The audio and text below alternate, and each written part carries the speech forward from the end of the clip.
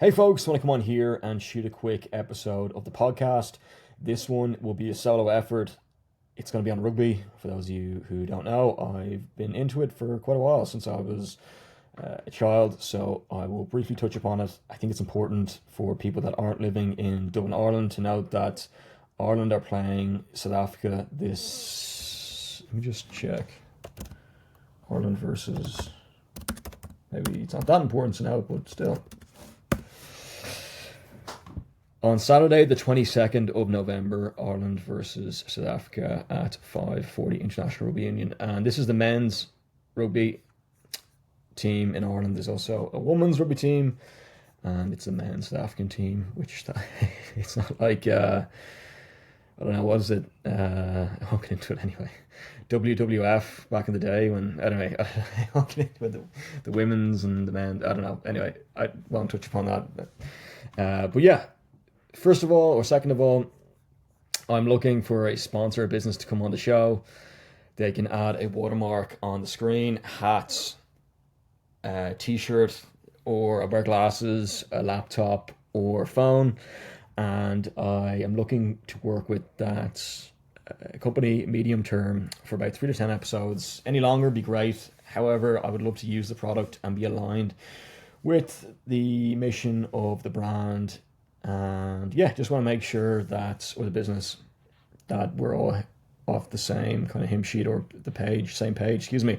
It's 5 p.m. and I haven't had lunch yet, so if I'm sounding a bit expansive about rugby, please excuse me. I've had a bit of caffeine earlier today, so in saying that, we will get into rugby, and it's convenient that the Ireland-South Africa game is on Saturday the 22nd of November, and this is the 22nd episode of the podcast. So we have number 1 in the world, South Africa, versus number 4 in the world, Ireland. I think England have gone up to 3rd in the world in rugby. For those of you who don't know, let's just briefly get into rugby and what it is for a sec, because there's listeners from all around, and we want to make sure we're all fully there. So, rugby is a full contact team sport that originated in England in the 19th century. It has 2 main codes. Codes, presuming, mean type. Codes. Codes. A system of words. Letters, anyway. I won't get into it too much. Codes. Words, letters. This is a good one. Oxford Languages. A system of words, letters, figures, or symbols used to represent others, especially for purposes or secrecy. I'm presuming codes mean different types. So, yeah, I just go again. Rugby is a full contact team sport that originated in England in the 19th century. It has 2 main codes. Rugby Union, 15 players per side. Popular worldwide, New Zealand, South Africa, England, France, Ireland, etc. or etc. Features ruck, smalls, line-outs, scrums, scoring, tries 5, conversion 2, penalty 3, drop goal 3. Rugby League, 13 players per side, faster, more continuous play, uses a 6 tackle rule instead of rucks/mauls, scoring try 4, conversion 2, penalty 2, drop goal 1. If you want, I can explain the rules, positions, famous teams, upcoming matches, or help you learn how to play. What would you like to know about rugby? That is an excellent question. I suppose I'm trying to answer that today. So maybe I'll continue on ChatGPT. We won't go into rules. We won't go into positions too much. Maybe not famous teams, upcoming matches. We already touched upon Ireland versus South Africa. There's a number of games on. So for those, I suppose, we'll touch upon Rugby Union. We'll stay away from Rugby League for the moment. But Rugby Union, there are international sides, and then there are club teams. So, for example, you have different countries around the world. Ireland, which we already mentioned. Then you have club teams, which every country that is involved in rugby. So, Ireland, England, Scotland, Wales. And you go to South Africa, then you go to New Zealand, Australia, Argentina. They all there's a number of different countries. Portugal, they'll have clubs within the countries that play against each other to create the international teams. And that's the same. Excuse me, I know this may sound basic to some in Ireland, but maybe not for others, so I just want to explain it. And the club teams will play against each other to form or create the international side. And I think let me just look this up for a sec. When did rugby become professional? I think rugby league became professional for rugby union, but we're going to talk about rugby union just today for the moment. Maybe touch upon league. So it's a relatively new sport, rugby. Rugby became professional at 2 different times, depending on the code. Rugby union went professional in 1995. On the 22nd of August 1995, the International Rugby Board, now World Rugby, ended the ban on paying players. This was triggered by increasing commercial pressure and the threat of a breakaway professional league. And then rugby union, professional since its creation in 1895.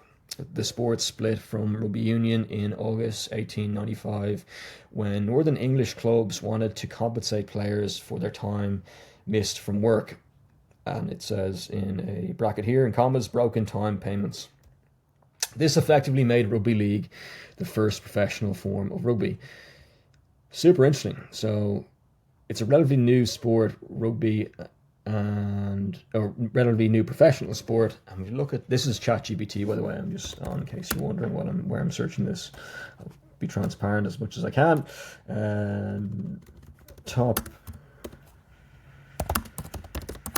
We'll get into the details in a sec. Excuse me. So I just looked up there, top 20 sports in the world. Here are the commonly recognized top 20 most popular sports in the world based on global participation, viewership, fan base size, and cultural reach. Exact rankings vary by source, but this list reflects the broad consensus. You have number 1 football, number 2 cricket, number 3 basketball, number 4 tennis, number 5 athletics, track and field, number 6 field hockey, number 7 volleyball, number 8 table tennis, number 9 baseball, number 10 badminton, number 11 golf, number 12 American football, number 13 rugby union plus league, and boxing, ice hockey. I'll just double check this with Gemini, or I think it's we should look up Gemini real quick. Gemini, for those who don't know, is Google's AI search. I just looked up on Google, actually. This is pretty handy. It just popped up. So, top 10 / I'm not paid to say this, by the way, the AI stuff. Top 10 professional sports in rugby. Paid. Okay. I spoke about, I think I mentioned it, like, I wouldn't say like mentioned in the last number of podcasts, but yeah. Excuse me. Yeah, it has here top 10 professional sports. It has rugby at 9, so which is really interesting. Which changed soccer, cricket, basketball, hockey, tennis, volleyball, table tennis, baseball, rugby, which is the first time I've seen rugby in the top 10 of any sort of. But the AI overview hasn't always been correct for me lately, so let's check Gemini. Last time, I'm going to check this. Gemini search. Okay. Top 20 sports in the world.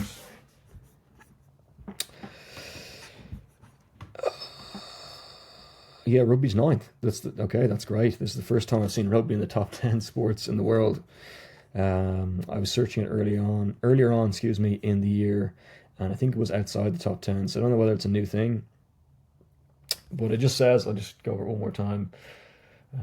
We already touched upon ChatGPT not having it, but that's a great question. Determining the top 20 sports can vary based on criteria like global fan base, TV viewership. We've already been through this.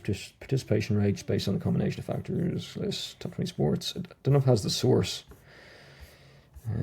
where it's coming from. Someone can probably double check, but it's in the top 10 sports in the world, which is pretty cool. Especially given that Ireland are playing South Africa this weekend in Dublin, Ireland. Top 20 most popular sports worldwide. Football, 4 billion estimated fans. Cricket, 2.5 billion. Basketball, 2.4 billion. Field hockey / ice hockey, 2+ billion. Tennis, 1+ billion. Volleyball, 900+ million. Table tennis, 850+ million. Baseball, 500 million. Rugby league and union has 475 million plus And then you have golf, 450 million, and then outside the top 10, Formula One, motorsport, American football has dropped out. Maybe interesting. Badminton, mixed martial arts, boxing, athletics. It really varies, but it's in around the top 10. And yeah, I suppose we'll get into why rugby. Just a personal note, I played it growing up. Played multiple sports: hurling, rugby, golf, a bit of football, soccer, the odd bit of table tennis, and yeah, I sort of played hurling and rugby union. I won't make it too much about myself, but just quickly, hurling and rugby until I was about 16. Hurling with Chemical Crokes and rugby with a number of different teams within school, Blackrock College, which could be the number one. They're definitely the top 5 or 10 rugby schools on earth. I saw a TikTok the other day, which there was a commentator saying was the number 1 rugby school on earth.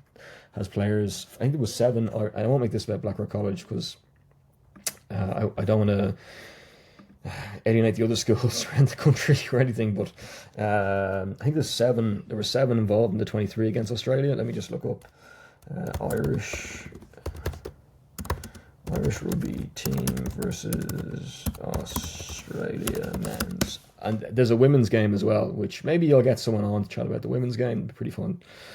The growth of that seems to be growing over the last. I don't have the data in front of me, but definitely seen the popularity over the last while. Let me just get up the teams here. We're 11 minutes in, so one sec. Bear with me.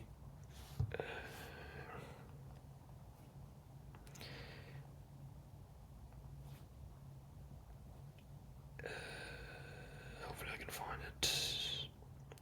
Well, let's go to actually the South Africa game. Let's see how many. I think there is 1, 2, 3, 4. I think there's about 4 to 7 lads in the whole squad. Four lads anyway involved against South Africa. So, yeah, it's a pretty big rugby school, and played rugby until I was about 18. Was involved in the senior cup squad, but didn't make the senior cup team at the end. Had a number of injuries, changed position a few times. But yeah, it's good to be involved anyway. Won that year for the senior cup team. I was the off-pitch captain, so I was always big into rugby anyway. What an off-pitch captain looks like is sort of like, I don't know if you've seen, but the South African schools on TikTok, or Millwall, like the Danny Dwyer film with the firm. It's kind of not really like that. There's no violence but it's very much like, not like cheerleaders. There's no, in the NFL or NBA, there's no female. Take biological sex, there's no necessarily female. Anyway, I won't get into all that. It's very much what happens off the pitch in the stands, the videos, the events after, and kind of looking after players a bit. Not too much, not like looking after players like after they win a game and whatnot. So kind of like the rallies around it. So it's good fun. And yeah, we had like a leader. I was the off-pitch captain, had like a leader, but I didn't make the squad at the end of when the campaign. I had a leadership team. It was about 5 of us in the leadership team, and then a group of about 20 to 40 of us, maybe 30. It's about 12 years ago now. So yeah, it was good. I think the captain of the Irish rugby team, Caelen Doris, was won on the junior cup, and then the senior cup, it was one of my mates from school, which I don't know if he wants me to mention his name. North Caelen wants me to mention his name, so maybe I'll take that back. Which, don't get me wrong. Anyway, I won't get in there too much. I wouldn't be the closest with. It's been a while since I've chatted with Caelen personally. Said hi a few weeks ago, but yeah, I won't get into it too much. I actually, maybe we'll get him on the podcast after the World Cup or something if he wins. I sound like a real fan there, but or after the November internationals if he wants to come on. But yeah, I'm kind of going on a tangent at the moment. The Senior Cup one as well, you had a few players. You had Oliver Jaeger, Jeremy Loughnane, international rugby players, McTimoney, and a few other lads. Gary Ringrose was on as well. But yeah, I think that there's a few other internationals involved, but we'll stop there. But the whole point in saying that is I went back then about 10 years into play, and I did a bit of AIL, or tried to train with an AIL team, which was good fun. Learned a lot about, I think I was 30 years old after my 10-year reunion. Learned a lot about rugby and how the game's kind of transformed a bit more about S&C. and a bit more professional setup. It's like it's amateur, but I think it's semi-amateur. I think, but it's good. It's felt a bit more professional. Some of the lads professional come down and train or play. I didn't really play many games, mainly focused on my health, and she was only there for half a season. But yeah, I think the whole point about rugby is I think it's really fascinating where it's going. I think the whole sort of respect side to it and how they treat the referee, the technology used within the game, the way I feel like if I have godson and I have kid, I don't have kids. I don't have kids, but if I had kids, I don't know if I'd bring them to like a Premier League game, to be honest, or a Champions League game. I feel a lot safer bringing them to a rugby union game or a rugby game, especially an international rugby game versus an international football game. That's nothing against football. I just think rugby is ahead of many sports in the way it treats it, the way that the players treat each other with respect, the referee, and the way the off pitch stuff is handled. The off pitch, the way not the logistics, but the way the safety of people off pitch and on the stands, I think, is a lot better than football and some of the sports and the technology and the reviews and the time taken to rugby union. I sound quite biased, but I think, and don't get me wrong, I could look into rugby league a bit more, but I think it's exciting times for rugby union, getting into first time seeing the top 10 sports in the world. So hopefully we can go up for there. I think the World Cup is in Australia in 2027. So yeah, exciting times I know Irish rugby have dropped down to 4th in the world, but Leinster rugby has come up a number of times on this podcast, so I thought it'd be a good idea to do an episode on rugby itself. I know we're 16 minutes in, but if you want to go check out the first episode with Damien Brown, he was involved with Leinster rugby, and yeah, he was involved with Leinster rugby. You have Brian Kingston, who was involved in rugby but not Leinster rugby. Professor John Ryan, who's the head doctor in Leinster rugby. Matty Dixon, who was involved in rugby. Brian Kingston, Matty Dixon, who's involved in rugby. We touched a bit upon other topics as well, but I thought rugby just seems to be a common thread in the podcast, so I wanted to talk about it a bit, especially for international listeners. And yeah, I don't know who's going to win this weekend. The team just got announced for the Irish team today. The South Africans haven't yet, so super interested to see who's going to win this weekend. And yeah, if you have any feedback on if you want me to do another podcast on rugby, or maybe get some players on here to talk about different topics, or different people involved in the game, then feel free to let me know. Or even other sports, but I think rugby is just top of mind for me, especially kind of, some people believe there's no such thing as coincidences. Maybe there is, but the way that's episode 22 and the games on the 22nd November, Ireland versus South Africa. So now we're in the top 10 sports in the world, allegedly, with this. I don't know the source of this chart, but yeah, who knows? Maybe we'll be in the top 5 sports in the world one day. But yeah, until that, have a great rest of your evening, folks, and hopefully you enjoy the podcast. Thanks.